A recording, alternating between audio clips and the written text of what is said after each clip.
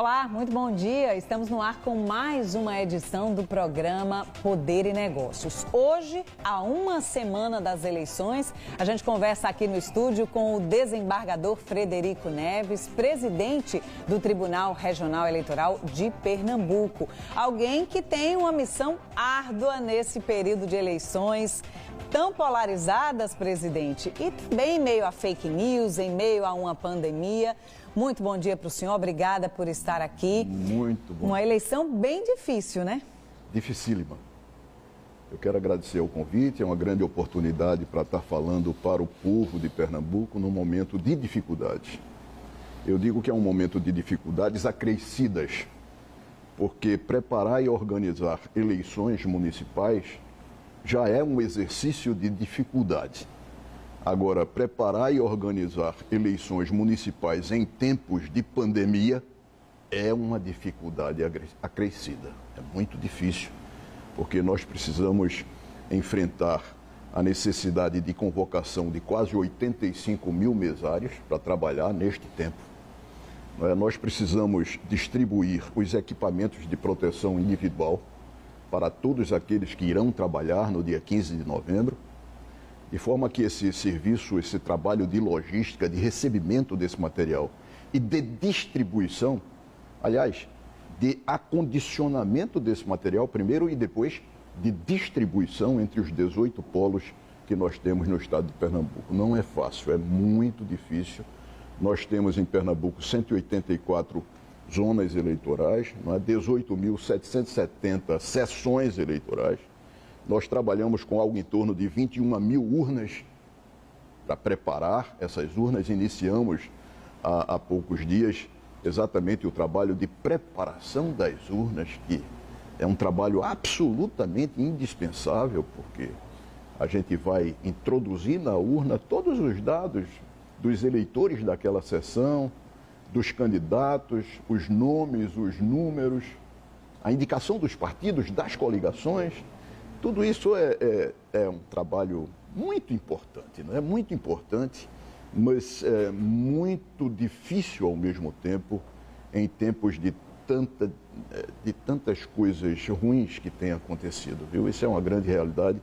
Infelizmente, nós temos acompanhado aí as notícias, né? Mais de 160 mil mortos no país. Em todo o Brasil. No país. Agora, presidente, por conta da pandemia e por conta das aglomerações, o TRE tomou uma decisão muito importante nos últimos dias relacionada à proibição de eventos de campanha que causem aglomeração. Isso foi entendido por alguns partidos políticos, criticado por outros partidos. E nessa semana, o TSE decidiu que, de fato, o TRE poderia organizar essa questão e tomar essa decisão importante que foi tomada. Como é que foi para o TRE chegar nessa decisão de proibir esses eventos nesse momento de campanha? Olha, eu agradeço muito a sua pergunta, porque me dá a oportunidade de esclarecer ao cidadão e à cidadã pernambucanos com relação a esse tema. Eu costumo dizer que é tempo de renunciar em prol da vida. Cada um de nós precisa renunciar em alguma coisa para sobrelevar o bem maior que existe, que é a saúde e a vida das pessoas. Nós tentamos compatibilizar os dois interesses. E como fizemos no Tribunal Regional Eleitoral? Nós respondemos a uma consulta do Procurador Regional Eleitoral, Dr. Wellington Saraiva, no sentido de que seria possível a realização de atos presenciais de campanha desde que respeitadas as normas emanadas das autoridades sanitárias. Essa foi uma atitude claramente adotada visando a compatibilização, a harmonização entre esses dois interesses. Acontece que a realidade foi completamente diferente, né? Houve muito desrespeito em muitas cidades, né? Exatamente. A mídia divulgou, nós recebemos muitos vídeos, né? Inclusive gravados e postados pelos próprios candidatos nas redes sociais. Pelos próprios candidatos nas redes sociais. Então, foi importante o tribunal fitar um olhar para os interesses maiores da população pernambucana, que não são outros senão a preservação da vida, da saúde das pessoas. Não podemos pensar de forma diferente. Eu costumo dizer o seguinte, viu? Uma frase que não é minha, é do Martin Luther King. Ele diz: aceitar o mal sem combatê-lo é cooperar com ele. E eu não posso, aos 66 anos de idade, com 37 anos no exercício da função jurisdicional, cooperar com o mal. Eu durmo muito bem quando eu procuro fazer alguma coisa para beneficiar as pessoas. Para beneficiar as pessoas. Durmo muito bem. Agora sei que muita gente fica inquieta diante desse estado de coisas. Sei da importância fundamental da campanha eleitoral presencial para o fortalecimento da democracia. Eu tenho absoluta consciência, absoluta convicção disso. Mas diante de interesses colidentes, diante de interesses conflitantes, há que prevalecer o interesse maior. E o interesse maior, o cidadão e a cidadã que estão me vendo e ouvindo agora, sabem qual é o interesse maior que deve prevalecer. Da vida, da saúde das pessoas. Há uma onda aí crescente, até no estado de Pernambuco. A Europa, nós estamos acompanhando o que está acontecendo na Europa. Uma segunda onda chegando. Uma segunda onda chegando. As pessoas adoecendo, morrendo cada vez mais. E seria razoável que nós ficássemos aguardando, sem nenhuma providência, essa segunda onda chegar aqui no nosso estado? Se chegar, pode chegar, mas não por culpa do Tribunal Regional Eleitoral. Tribunal Regional Eleitoral podem ter absoluta certeza do que eu estou dizendo. O Tribunal Regional Eleitoral de Pernambuco só tem um interesse, nada para além dele, é a vida das pessoas. Só isso. Em algum momento chegou a se cogitar, e é uma pergunta que eu faço baseada no que eu ouvi do Ministério Público, em algum momento chegou ao Tribunal Regional Eleitoral a possibilidade de suspender ou adiar novamente as eleições por conta das aglomerações nas campanhas? Veja, nós não estamos cogitando disso.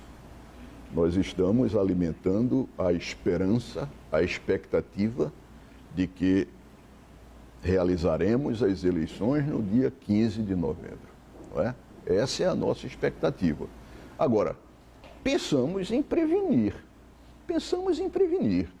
Se nós adotamos essa providência agora, impedindo os atos de campanha presenciais, comícios, carreatas, bandeiraços, qualquer tipo de ato de campanha que possa aglomerar pessoas, nós estamos fazendo isso exatamente para poder, no dia 15 de novembro, realizar as eleições. Manter essa data importante, essa data. né? Por quê? Porque a emenda constitucional, se você me permite, número 107, ela admite a hipótese de não realização de eleições no dia 15. Por conta de um fato de emergência como esse. Se acontecer uma situação de aumento significativo do contágio da Covid-19, a própria emenda, repito isso, a própria emenda constitucional número 107 admite a possibilidade de existir uma nova prorrogação. E nenhum de nós quer isso.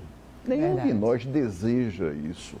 As eleições são fundamentais para a manutenção e o fortalecimento do regime democrático no Brasil. Então vamos colaborar, gente. Vamos ajudar, né? Preservando as nossas vidas e realizando esse ato fundamental de cidadania, que é exatamente o exercício do voto. É importante deixar consignado um ponto.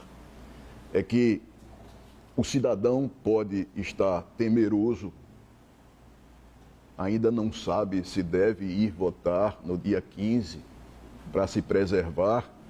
Todas as medidas de preservação da saúde estão sendo adotadas pelo Tribunal Regional Eleitoral de Pernambuco. Todas, sem exceção. Não deixem de votar. Por favor, compareçam no dia 15 de novembro e exerçam, repito, esse direito fundamental. Por quê? Porque nós estamos a vivenciar um período diferente. Novos tempos. Se é importante o exercício do voto em situação normal de temperatura e pressão, será muito mais importante esse voto agora. E eu tento explicar por quê. Os problemas são muito graves e advêm da pandemia da Covid-19. Aumento do número de desempregados no Brasil, desaceleração da economia, escolas fechadas, saúde depreciada, de forma que o próximo mandato eleitoral de 4 anos irá exigir dos eleitos e das eleitas uma dedicação maior, um cuidado maior, um esforço adicional para resolver esses problemas advenientes da Covid-19. Então é importantíssimo o voto. Não deixem de votar, por favor. Não abandonem a sua cidade. Não deixem de exercitar esse direito fundamental do voto. Não abdiquem do direito de escolher aquele candidato ou aquela candidata que você acha que é a melhor ou que é o melhor para a sua cidade, porque eles terão muitas dificuldades no próximo mandato eleitoral. Eu costumo dizer o seguinte: eleger bem é cuidar de você. É cuidar... responsabilidade do eleitor também. Exatamente. É cuidar da coletividade onde você vive. É pensar nos seus pais, nos seus filhos, nos seus avós, nos seus amigos, nos seus colegas de trabalho. Não podemos ser individualistas. Nós pensamos numa coletividade. E o que é que a gente pode fazer num momento como esse em prol da coletividade? Votar bem, saber escolher, eleger quem tem condições de enfrentar um mandato de extraordinária dificuldade como esse que vem, em razão da pandemia. Com certeza, mais difícil do que nunca a missão de vocês esse ano, né? Agora, presidente, eu imagino que combater as fake news a cada eleição tem se tornado um desafio ainda maior. Eu vou pedir para o senhor falar sobre isso no próximo bloco, só para a gente fazer um intervalo e já já a gente volta falando sobre isso, fake news nas eleições.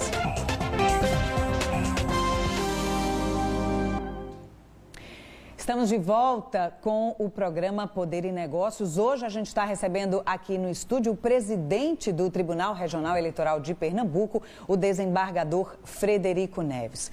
No último bloco, desembargador, estávamos falando sobre a dificuldade para vocês, para o Tribunal Regional Eleitoral, para o Tribunal Superior Eleitoral, de lidar com as fake news durante o processo eleitoral. Um problema que tem sido enfrentado, pelo menos nas 2 últimas eleições. Esse ano, como é que está sendo tratada essa questão? Olha, a mentira é uma indignidade que torna desprezível quem a comete. Um homem fidedigno é um homem comprometido com a verdade. Não é? Eu tenho dito muito isso.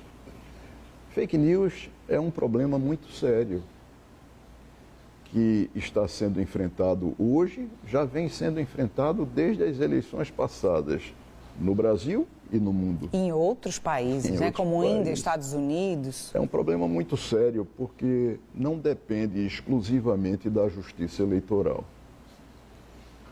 Gostaria muito que a Justiça Eleitoral sozinha pudesse resolver esse problema, mas não pode. É por isso que eu peço muito a contribuição das pessoas, né? Dos homens e mulheres de bem, que querem eleições limpas, né? Lisura nas eleições. Eu peço que eles colaborem utilizando-se dos mecanismos que são disponibilizados pela Justiça Eleitoral, denunciando as situações, né? Denunciando as situações. O Tribunal Superior Eleitoral, ele lançou uma campanha de combate à desinformação muito importante, Sim. né? E algo que eles chamam de coalizão de checagem. Sim. Coalizão de checagem significa o quê? Criou-se assim um grupo de WhatsApp que é composto por mais de 50 instituições públicas e entidades privadas que estão a colaborar com a Justiça Eleitoral na checagem de fatos e informações que possam ser mentirosos. Então, o cidadão e a cidadã, eles poderão se dirigir ao Tribunal Regional Eleitoral na sua página, não é?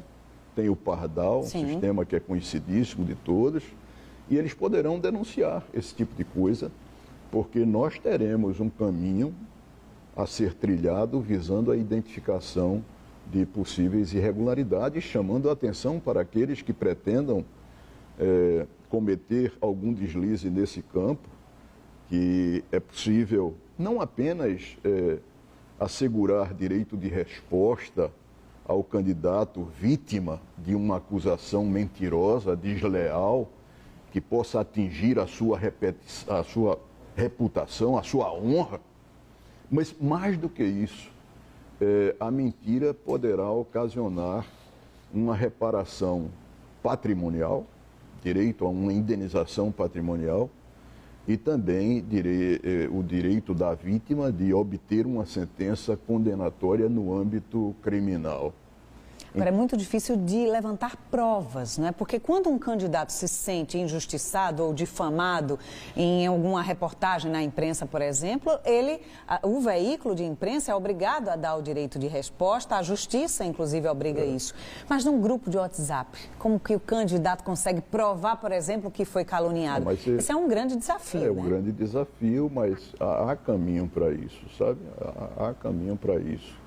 O que não pode é o candidato vítima aceitar aquela situação. Então as pessoas precisam estar atentas, porque as consequências serão muito graves, poderão ser muito graves nesse campo da fake news. Agora, sem a ajuda da população, a Justiça Eleitoral sozinha não resolverá este problema. É importante não compartilhar uma informação, por exemplo, que a pessoa não tem certeza, claro, né? Se você vir algo que você imagine que não é verdade, tenha cuidado. Desconfie. Desconfie. Não transmita aquilo para canto nenhum.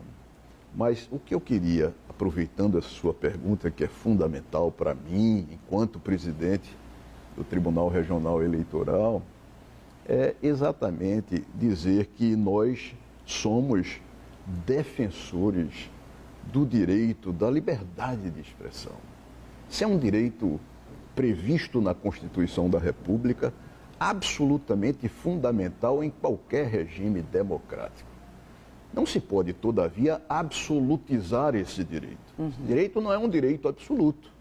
Eu não posso, a pretexto de estar a exercer o direito de liberdade de expressão, atingir a honra e a reputação das pessoas. Invadir o direito do outro. Invadindo o direito do outro, ou eu poderia dizer, abusando do meu direito.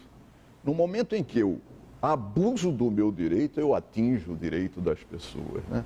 Discutam os seus projetos, defendam as suas ideias, né?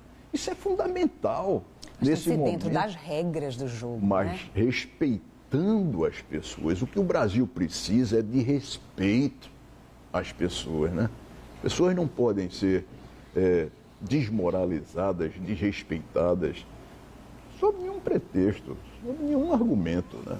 Agora, presidente, a gente falou no primeiro bloco sobre a decisão do TSE de dar ao TRE de Pernambuco, de fato, o direito de legislar a respeito das campanhas, né? Das aglomerações nas campanhas eleitorais. Como é que o senhor viu essa decisão do TSE? É verdade. Recentemente, o Tribunal Superior Eleitoral, em sede de mandado de segurança, que foi impetrado contra a resolução 372 do Tribunal Regional Eleitoral, declinou da sua competência, o TSE, para afirmar a competência do próprio Tribunal Regional Eleitoral para julgar aquele mandado de segurança. É uma questão técnica que talvez não valha a pena a gente tentar esclarecer aqui, porque há uma norma prevista na LOMAN, que é a Lei Orgânica da Magistratura Nacional, e há uma norma prevista no Código Eleitoral, aparentemente colidentes, e há que se buscar, então, uma harmonização para essas duas normas, de forma que o TSE deliberou no sentido de que o TRE julgará o mandado de segurança impetrado contra a sua própria resolução. Mas há uma peculiaridade aqui que talvez valha a pena esclarecer ao telespectador e à telespectadora. É que a resolução foi decidida em sede administrativa, uma decisão administrativa. E o mandado de segurança é uma ação autônoma de impugnação que exige do órgão jurisdicional uma atividade judicial propriamente dita. Então, o tribunal, no mais rápido espaço de tempo possível, terá a oportunidade de enfrentar a pretensão deduzida neste remédio excepcional que se chama mandado de segurança. O TRE está vendo as aglomerações que estavam acontecendo nas campanhas, né? Presidente, para a gente encerrar, eu queria que o senhor falasse mais uma vez sobre as medidas de segurança para garantir ao eleitor neste próximo domingo, ou seja, daqui a exatamente uma semana, que as eleições sejam seguras e que as pessoas se sintam seguras para ir votar. Eu pediria, inicialmente, às pessoas que compareçam portando uma caneta. Levando a própria caneta? Levando a própria caneta, porque os eleitores e eleitoras terão que assinar um livro de presença. Então, levem a sua caneta, porque levando a sua, não precisará usar a caneta disponível na sessão eleitoral. Se não levar, terá uma caneta. Essa caneta será higienizada, sem problema. Ao receber e ao devolver, ela será higienizada, de forma que não terá problema. Boa. Nos resta agora desejar boas eleições, né? Para todos nós, para quem está em casa e para todos do Tribunal Regional Eleitoral que terão muito trabalho, né? Presidente, muito obrigada.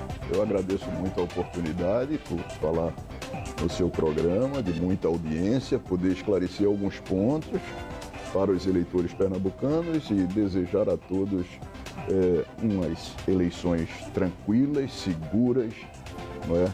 Sem o mais mínimo problema e que todo mundo possa desempenhar esse papel absolutamente fundamental, que é o de escolha do seu prefeito, ou da sua prefeita, do seu vereador ou da sua vereadora. Muito obrigado, foi uma honra estar com você.